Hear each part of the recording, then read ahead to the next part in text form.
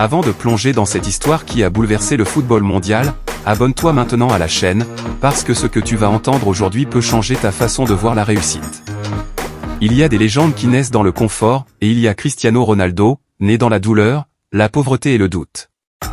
Sur l'île de Madère, dans un quartier oublié du Portugal, personne ne voyait en lui un futur roi du football. Sa famille avait du mal à survivre.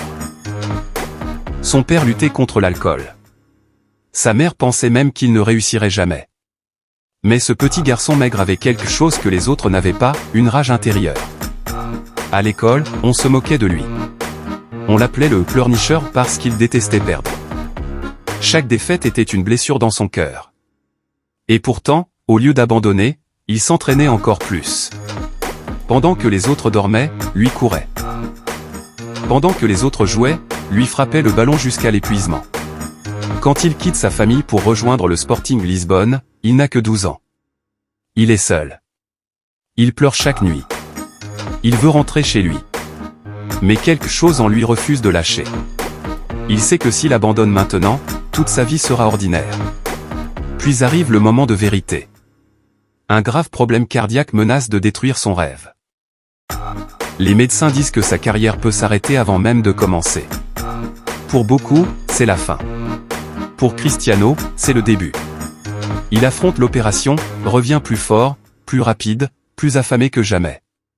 Quand Manchester United le recrute, les critiques explosent. Trop frêle. Trop individualiste. Trop fragile. Même ses coéquipiers doutent. Mais Cristiano transforme chaque moquerie en carburant. Chaque critique devient une motivation. Il s'entraîne plus que tout le monde. Il travaille quand les autres se reposent. Les années passent. Les buts tombent. Les trophées s'accumulent. Ballon d'or. Ligue des champions. Record brisé. Cristiano Ronaldo devient une machine. Une légende vivante. Mais derrière les projecteurs, il reste ce petit garçon rejeté qui veut prouver au monde qu'il vaut quelque chose. Quand il arrive au Real Madrid, il ne vient pas pour être aimé. Il vient pour être immortel.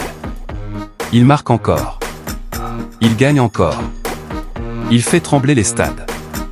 Même ceux qui le détestaient commencent à l'admirer. Aujourd'hui, Cristiano Ronaldo n'est pas juste un joueur. Il est une preuve vivante que le travail bat le talent quand le talent ne travaille pas. Il est la preuve que le doute des autres peut devenir ton arme la plus puissante.